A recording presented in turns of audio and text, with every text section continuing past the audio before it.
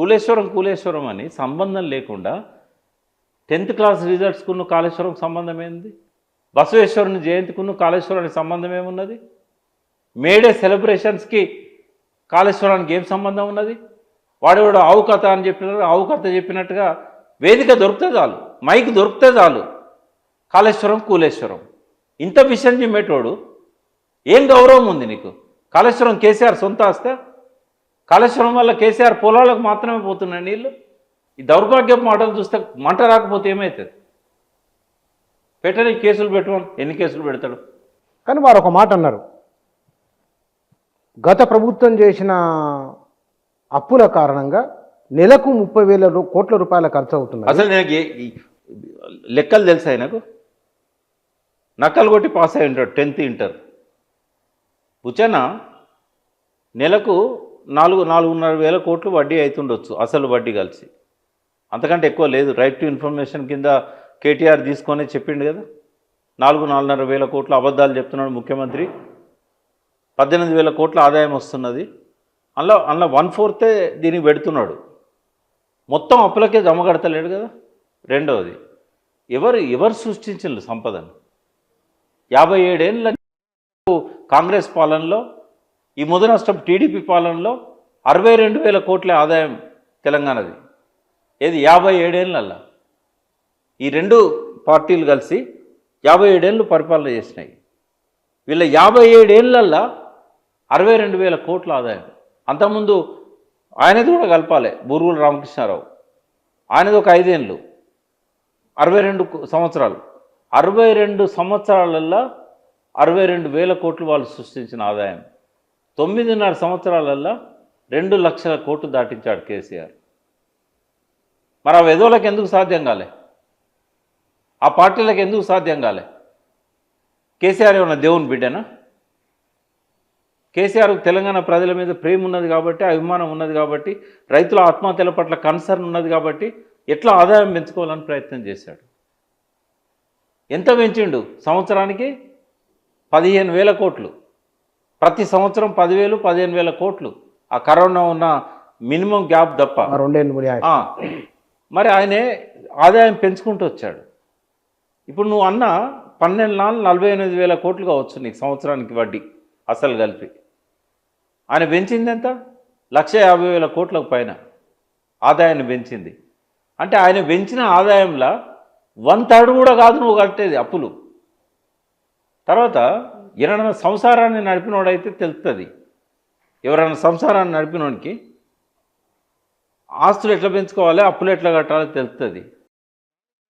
తీసుకొచ్చి సీట్లలో కూర్చోబెడితే వాళ్ళకు పైసల విలువ తెలియదు, వాళ్ళకు ఎకానమీ మీద కంట్రోల్ ఉండదు, ఎన్నో లెక్కలు చూసిన వాళ్ళు కాదు, ఆర్థిక పరిస్థితి మీద అంచనా ఉన్నోళ్ళు కాదు. నీకు తెలియకపోయే తెలిసిన వాళ్ళని నువ్వు పెట్టుకోకపోతివి. అచ్చా, ఖజానాలు లూటీ చేసి అప్పుల పాలు చేసిన వాడిని చీఫ్ సెక్రటరీ ఎట్లా పెడతావు?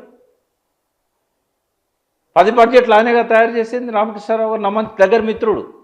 ఆయన తెలివితేటల మీద నాకు ఎటువంటి సందేహం లేదు. ఆయన నువ్వేం ఉపయోగించుకున్నావు?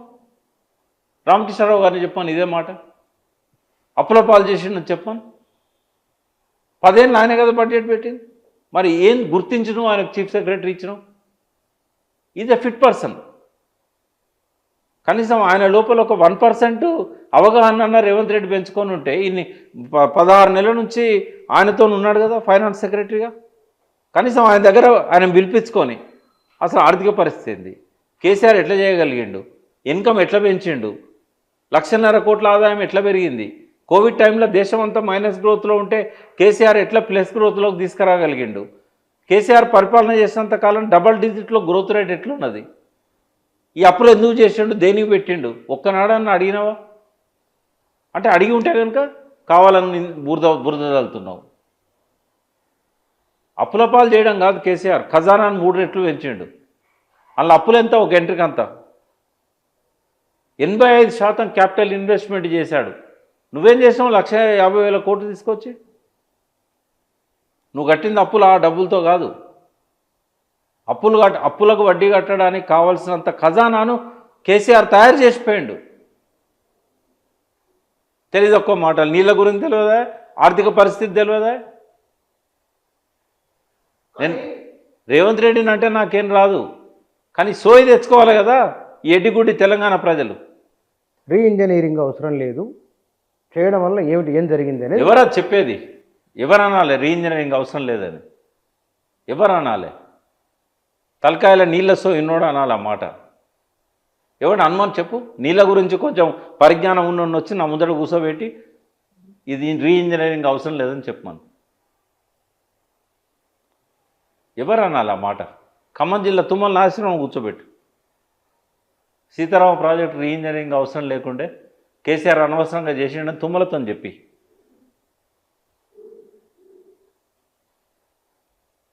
ఏం అవగాహన లేని వాళ్ళు పిచ్చి పిచ్చిగా వాగితే మనం టైం వేస్ట్ చేసుకుంటున్నాం ఈ ఎడ్డిగుడ్డి ప్రజల కోసం.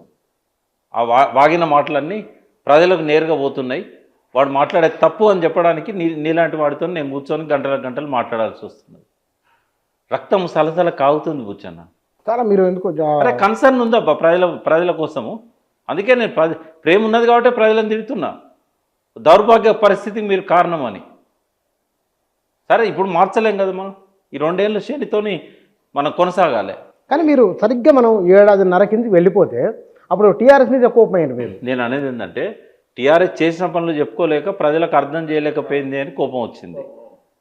ఇప్పుడు ఏంటంటే టీఆర్ఎస్ చేసిన మంచి పనులను నాశనం చేస్తున్నాడని కోపం వస్తున్నది.